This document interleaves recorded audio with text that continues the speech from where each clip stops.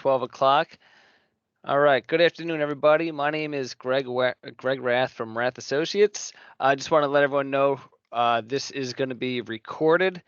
We're likely going to end up putting this on YouTube afterward, and we could share it with anybody who's on here as well.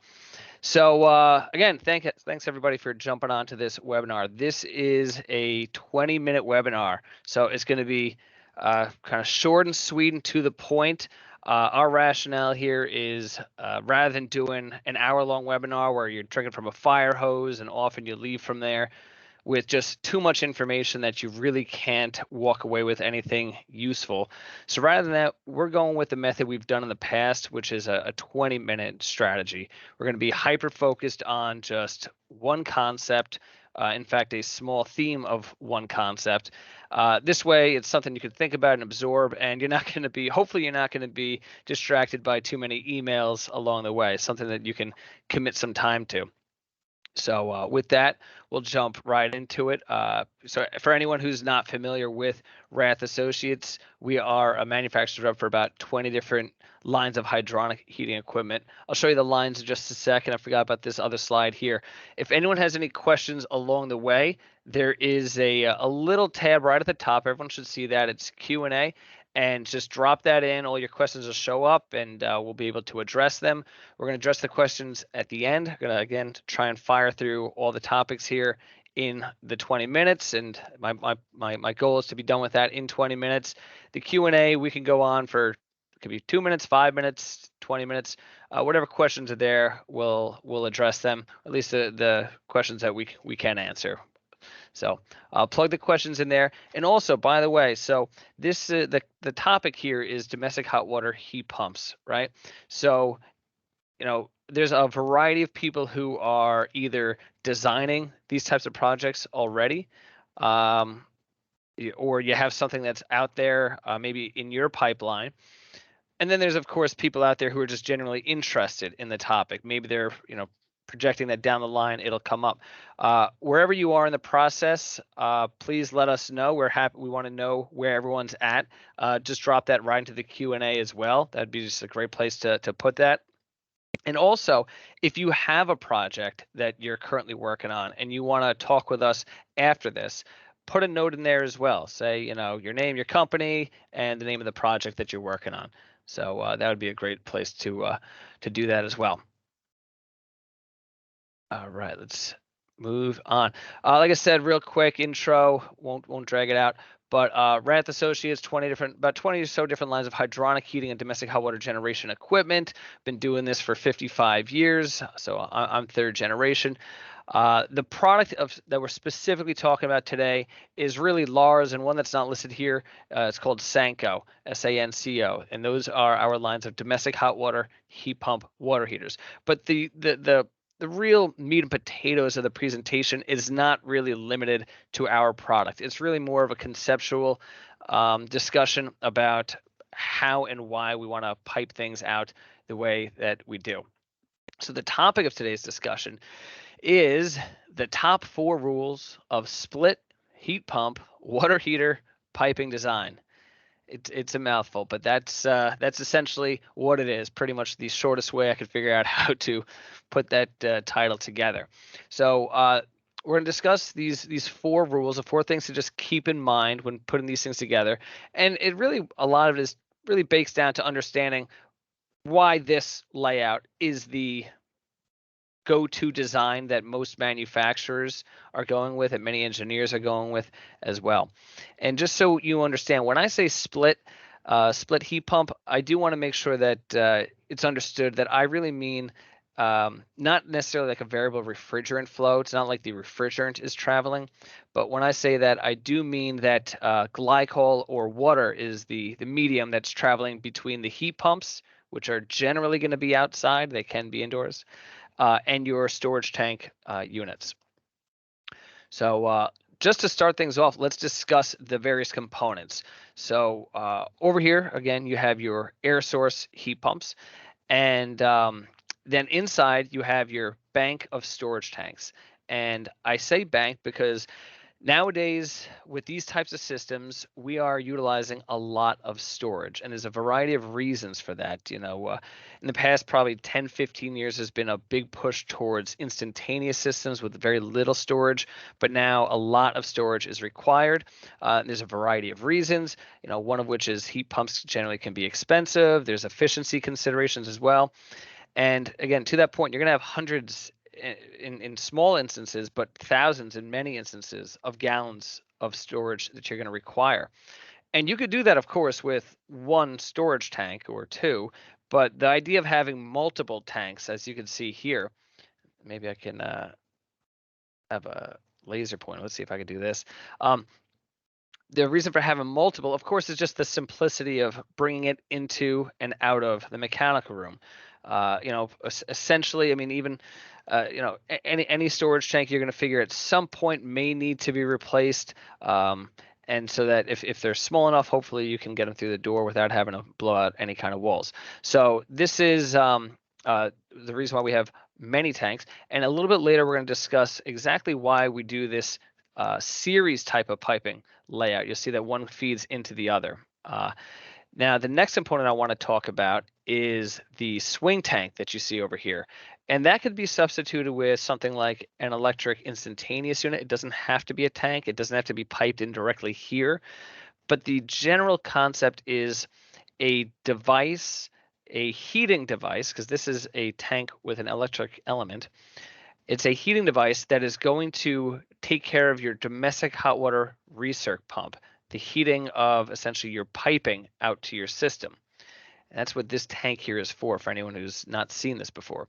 So you got your heat pumps, your storage, your swing tank or electric instantaneous, your domestic, let's say, reheat unit. Then beyond that, you're going to have your traditional domestic hot water system equipment, your mixing valve, recirc pump, expansion tank, and the rest. All right, let's get into the rules. So basically, the rules are kind of simple, and that's number one, we want to maximize stratification. Or just make sure that we have it. It's not that we need like a 50-50 split. We want to make sure we have stratification. We'll discuss what that is in a little bit. We want to avoid having your recirculation go through the thermal battery. So again, that's why we had that swing tank or the electric instantaneous. So the recirculation and how we pipe that in is going to be very important to the efficiency of your system. You have to protect your pipes. Like I said, in these systems, we have your units outdoors, your air source heat pumps, and they're going to feed to indoor set of tanks. So, it's glycol or heat trace or some other kind of way of protecting your pipes. And then finally, redundancy. There's a couple of different ways to do it. We'll discuss those. So we'll jump into the first one, stratification. Stratification is basically what you see here. We have a storage tank, and you're going to feed your hot water into the top of it, and your cold water is going to come from the bottom of it. And if you have your water feeding in in a laminar flow, so it's not ultra turbulent, you're not going to get a tremendous amount of mixing, and you should have a nice thermal layer of hot water and then a nice layer of cold water at the bottom of it. And this is really, really ideal. We actually don't want to have hot and lukewarm, and we don't want to have or even fully hot. We really do want a bit of cold right at the base, and that's because these heat pumps really thrive on having the coldest inlet temperature possible, and that's where they get a lot of their efficiency from having cold inlet water. So that's what the stratification is about, and that's why we do this series piping arrangement. So by having your hot water, and I believe I have a little animation. There we go. By having your hot water leave your heat pump and go into this tank here, you can think of this tank as being on top of the middle tank. You could think of this tank as being below it. And effectively, what will end up happening is you'll have this be your hot water.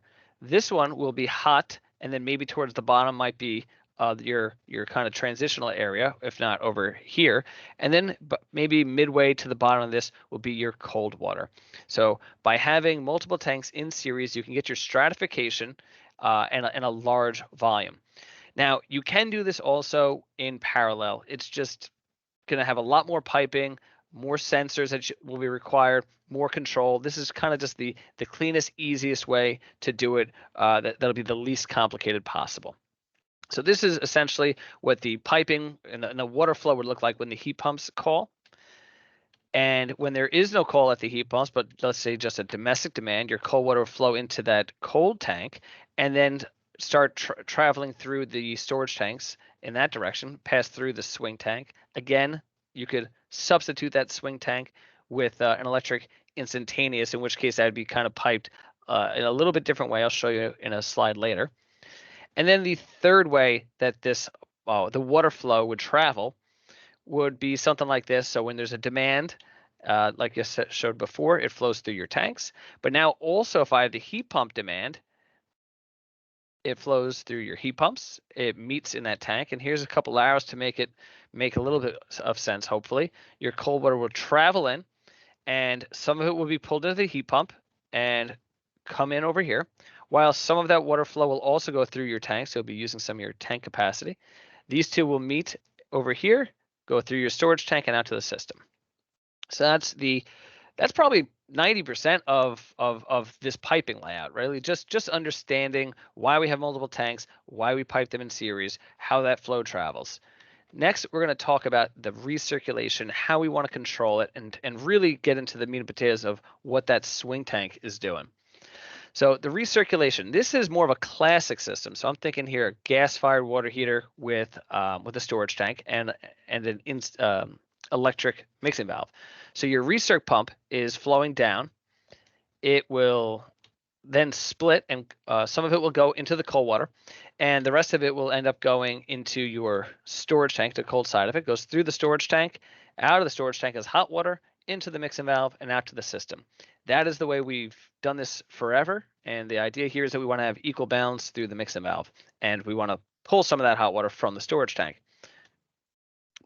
Now we don't want to do that in these systems, and I'll show you exactly why. So using my great art skills, I removed this pipe here to show what the piping would look like if, in fact, we piped it like we did before, where we have the water traveling into the cold side of the mixing valve, as well as into the cold side of the storage tank, out of the hot side of the storage tank, and into the mixing valve. Now, the issue with this, you may have noticed, is we're now going to end up screwing up that beautiful stratification that we just set up. We had a nice tank of cold water that now has been pushed through the system with return water of 100, 105, 110 back into this tank. Now we're going to that's going to have a detrimental effect on the efficiency of these heat pumps.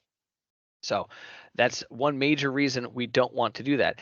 It's not like the heat pumps won't work in that way. You're just diminishing the efficiency, and that's the name of the game. We want to maximize efficiency. You could have a system without these recirc pump or without the swing tank, but it would not be as ideal. The other thing that the swing tank or electric instantaneous, the domestic hot water recirc reheat system accomplishes is that it reduces the need for the heat pumps to turn on unnecessarily. So let me go to the next slide, which shows how the flow would travel through the swing tank. If it traveled, let me take a step back. When the heat pumps are designed, like I said before, to have a lot of storage and a little bit of BTUs. So you have a lot of storage and your BTU capacity is pretty minimal. So essentially what's going to happen is your heat pumps are going to operate for 10 to 15 hours a day. I really want to max out at about 16 hours. My understanding from a little bit of reading is that would be the high end of kind of what you would want before you start to have detrimental effects on the life expectancy of your compressors. So if you've designed your system to operate towards the high end of that, let's say 16 hours, and now on top of it, this recirc pump is causing more hours of operation over here, you're now going to affect the lifespan of your heat pumps. So just another reason why we're looking to have this domestic hot water recirc reheat type of component like a swing tank or an electric instantaneous. So hopefully that clarifies the need for those components and the recirc. All right, the third rule that we wanted to discuss today was freeze protection, right? So again, we've got an outdoor unit and an indoor system. And like I said, it's not refrigerant that's traveling. We've got some kind of fluid, whether it be glycol or water.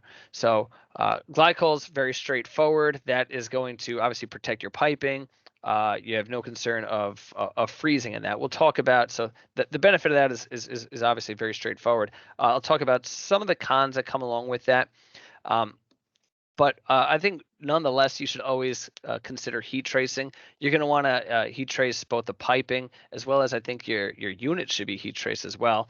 I mean, if nothing else, just for kind of insulating the fluid as it's traveling outdoors in our environment. And but if you are going to do a hydronic system and you heat trace it, so that works. That's fine. You just have to take into consideration a couple of things. And so obviously there's the heat trace to protect the water, but you're going to want to prepare for a power outage, right? I mean, it's not likely to happen, but it can happen, and you have to be prepared for that worst case scenario. So if it does happen, the most simplistic thing you could do is have a plan to isolate and drain. You could have a backup pump or backup energy for your heat trace that would be backed up by a building generator or a battery. So these two things, a generator or battery, would be required for either backing up your heat trace or that freeze protection pump. And in those cases, it's a nice solution if you have those backup systems in place, because now you don't need any of their equipment. Here we show the freeze protection of using glycol with a heat exchanger. So again, the glycol, very straightforward. It'll protect you from freezing. However, the only couple downsides of it is just the installation cost is significantly more expensive and it takes up a lot more room. Right, you have your heat pumps that have a pump that would be feeding glycol to the heat exchanger. You'll have a glycol makeup glycol unit. You'll have an air separator that pumps for that. You'll have your heat exchanger. You'll have an additional set of pumps that feed between the heat exchanger and the storage tanks over here. And then beyond that, it's all the typical system that you'll see with the storage tanks in series. Running low on time, I'll go a little bit quicker. One quick thing I see here is the electric water heater instantaneous unit. So this is that other system that doesn't use the swing tank. You'll see I don't have a swing tank over here. I have this other component over here, electric instantaneous. Recirc feeds into it, and out of it goes through our mixing valve, and now we don't need that additional swing tank. Here's just another way of piping it out, just another way to visualize it for the sake of time. I'm going to jump ahead to the next slide though. But this is another way of doing it with an air source heat pump with a secondary water source heat pump. So in the case where you need to have a double boost. All right, the last component I'll jump to is the redundancy. Fairly straightforward, but there's just a couple of different ways you could do it and things you want to take into consideration. And I'm sure that there's other ways that I haven't thought of or people I've spoken with that you might want to consider or you could share with us as well. So the redundancy, obviously you could have just n+1. However many units you have, you just add in another one. Very straightforward, but the cost is generally going to be expensive. So another solution that you could have is, let's say you needed one unit and your secondary unit would have been just 100% redundant. Rather than having the upfront cost of the expensive heat pump, you could put in an electric instantaneous or an electric water heater of sorts.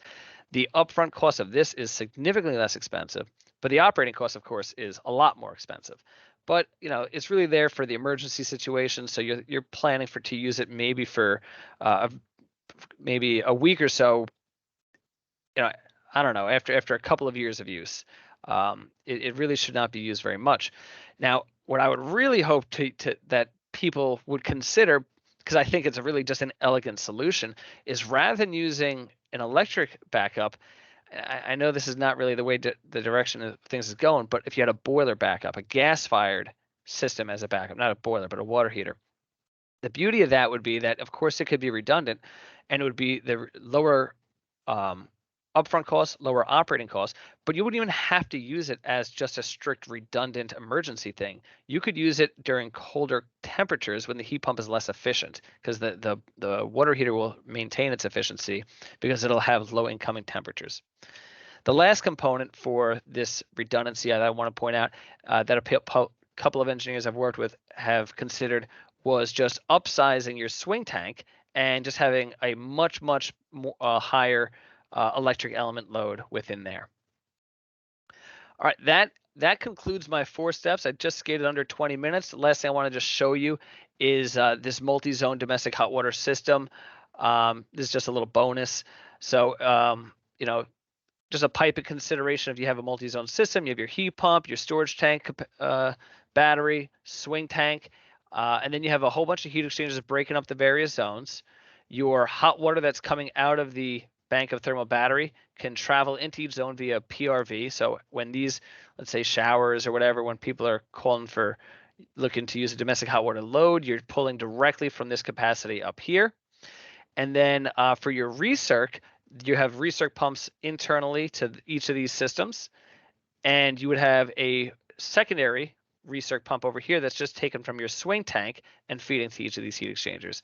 So a nice, clean, elegant design that for your more complicated systems.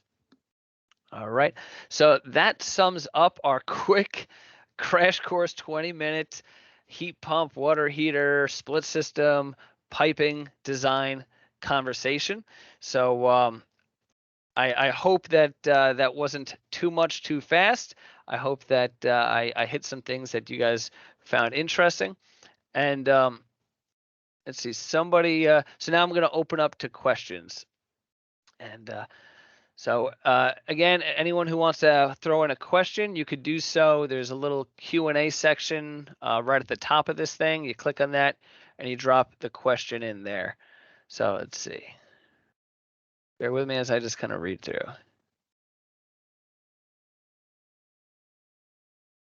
Okay, so one person had asked, could you review the recovery of these heat pump water heaters? What are the size of these tanks? So that's a great question. A little unrelated to the topic, but nonetheless, happy to answer it. So basically, the recovery of these things depends upon the type of product that you're using. It's not a direct answer, unfortunately. So the product that I specifically offer, I have two different types of CO2 heat pump water heaters. My unit, the larger one, the commercial one's 325,000 BTUs, and the smaller one, it's like a residential, so you could gang them up and do it for more of a commercial application, but that's about 15,000 BTUs. Now, in all reality, in our climate, you have to take into consideration the coldest design temperature day, which would be 10 degrees. So 325,000 BTU unit might be really only worth about 170,000 BTUs. Now, and then of course you have 100-degree delta T along with that. So your GPM and your GPH rather is really fairly small, right? You're talking maybe 5 to 15 gallons per minute on that. And that's exactly why you have a large storage bank. Now, the size of your storage bank, again, it's not a straightforward answer. It all depends upon your system. And it also depends upon the application. If you have a multifamily, it's going to be different from a commercial application, different from residential, different from all sorts of applications. So in some, you might need to have your storage bank hold 40 to 50% of your day's usage right from the get-go. So there's a great program that I'd recommend everyone check out. You just go on Google. It's called EcoSizer, ECOSIZER. You could go onto that website. It's very straightforward. It helps you design all these systems, gives you the BTUs and the storage capacity, and then with that, you just have to take into consideration the design day of the equipment that you're looking at and calculate how many units you would need for that. Now, another important thing that I should have mentioned before with the glycol systems is that so not only do you lose capacity based upon the outdoor temperature with any of these systems, but glycol, you're also going to have just a general D-rate from that. I believe, I've it could be 10 to 15%. And then you have a transfer across your heat exchanger, you could be losing an additional 5 to 10 degrees from that. So if you have a glycol system, you do have to take into consideration that you may have to upsize your unit's input capacity. So you may have to jump up a size in units. And then you also have to take into consideration that if you design it around whatever temperature, 140, 150, even 180, because CO2 can go as high as 180, then you may only get one, like I said, 10 to 15 degrees less. So if you design a system for 140, if you lose 10 to 15 degrees, That actually could be a big concern because now we're looking at Legionnaire's concerns, right? Big volumes of water that are stagnant, that are in that sweet spot of Legionnaire bacteria growth. So just a handful of things to take into consideration. So that was a long-winded answer for that simple question, but hopefully that summed up that question for you. Let me see if there's any more questions in here.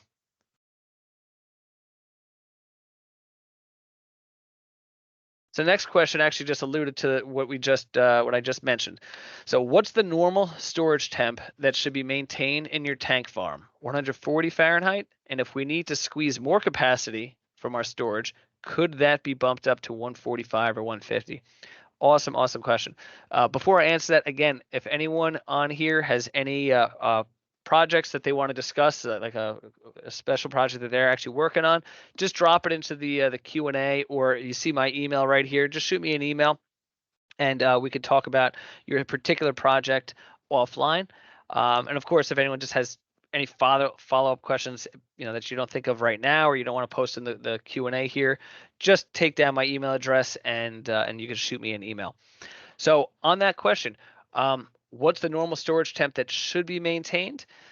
I mean, historically, we've especially in New York, we've done about 140, right? That's not set in stone. We can store it higher. You just, of course, have to make sure that you protect the system. You have to make sure that, or rather, the occupants. By storing at higher temperatures, 145, 150, and so on, you do, I think exactly what your question was there. Can you get more capacity or reduce the storage by increasing the temperature? And the answer is yes. So by increasing it to higher temperatures, you reduce the amount of storage required, which of course in New York can be, we have a limited space. So having thousands of gallons of storage can be daunting and really problematic. So if we can reduce that by increasing the temperature, then that really helps us out. And again, higher temperature helps protect us against Legionnaire's disease. This is, again, stagnant water at potentially lower temperatures. And if it's at the lower temperatures, that becomes a concern. You can sterilize it very quickly, very easily by utilizing higher temperatures that the CO2 refrigerant can get you.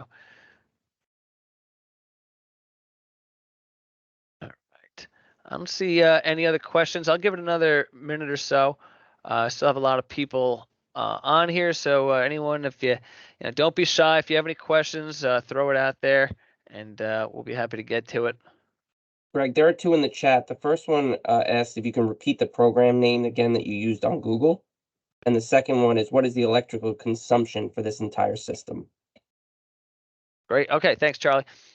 Yeah. So that thing. In fact, I'll just type it right into the chat. It's called EcoSizer. So EcoSizer. So all right. I think everyone should be able to see that. Just plug that right into Google, and you'll find it. It's extremely easy of a program. The program works like this.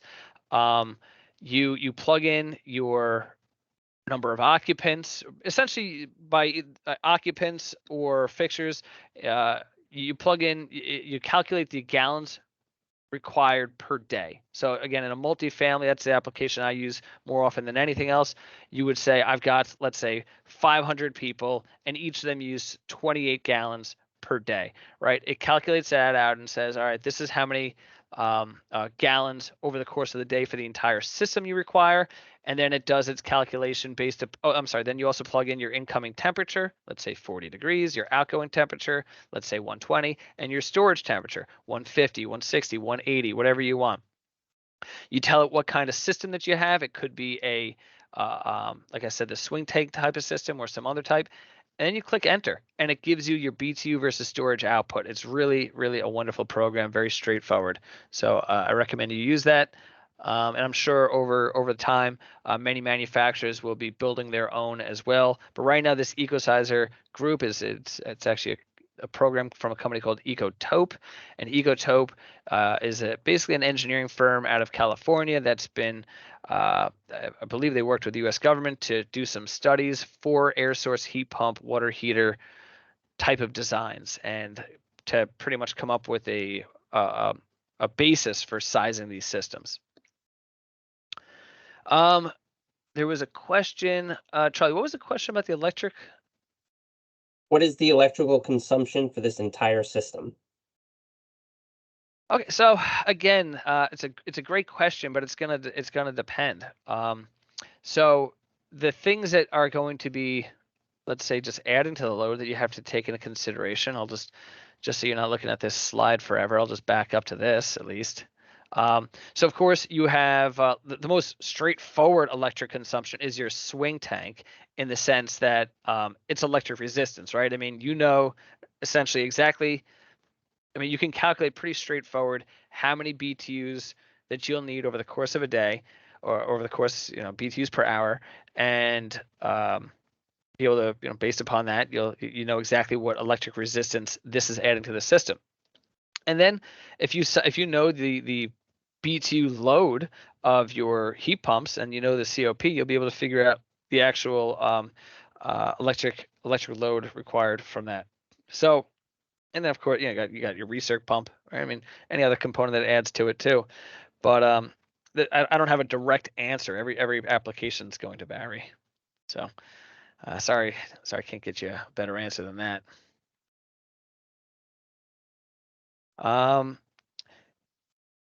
Charlie, any other questions in there? Nope, I don't see any more. All right. So, yeah, like I said, guys, if anyone has any other questions, just drop me a line over at my email address here. That's GRATHE, GRATH, at rathassociates.com. RATHEASSOC.com. Shoot me an email. I'll answer whatever you have. If you have want to give us a call, it's 631-822-1200. And I didn't drop in any promotional information here, but our heat pump that I'm talking about here is the Lars eTherm. You can find that on the Lars website. That's LAARS. It's a 325,000 BTU nominal BTU unit. Again, it's about 170, 180 thousand BTUs on a 10-degree day in New York City. It's a CO2 based refrigerant, so it gets up to 180 degrees. CO2 should be future proof against any of these refrigerant outlaws. It has the lowest GWP you could have, which is GWP being global warming potential. So that is how these refrigerants are being rated, and that's why they're being outlawed. If they have high GWPs, then they're ultimately going to be outlawed. CO2 is the baseline. It is what everything else is compared against, because CO2 is a natural refrigerant. It exists in the atmosphere. If it leaks into the atmosphere, we're not concerned. So CO2 is essentially the refrigerant of the future. That's the direction that everyone seems to be going in. A lot of benefits from that as well. So I'll leave it with that. Like I said, I do have the Sanko unit as well. It's a 15,000 BTU unit, great for a single residence. I've put them in some high-end homes in the Hamptons, a lot of brownstones, and then we're also doing them in multi-families where instead of using one, maybe you use 2, 3, 4. It could be 10, 15, 20 of these units combined together. So a lot of applications we could do. Reach out if you have any questions, and I'll leave it there. So reach out. And I appreciate the time, everybody. Thank you very much. And I look forward to speak with you guys in the future. And if you haven't yet, make sure to sign up for next month's. We're going to have the next presentation. I believe it's either going to be on freeze protection or glycol, and the pros and cons of the glycol system. So that's going to be the next two. I don't know which one's going to be first, but make sure you sign up for it. You can get onto it on our website at rathassociates.com under the training banner. You'll find it there. Sign up for it. We're also going to be sending out an email blast for that soon. All right, that's it. Thank you again, everybody. Have a good one.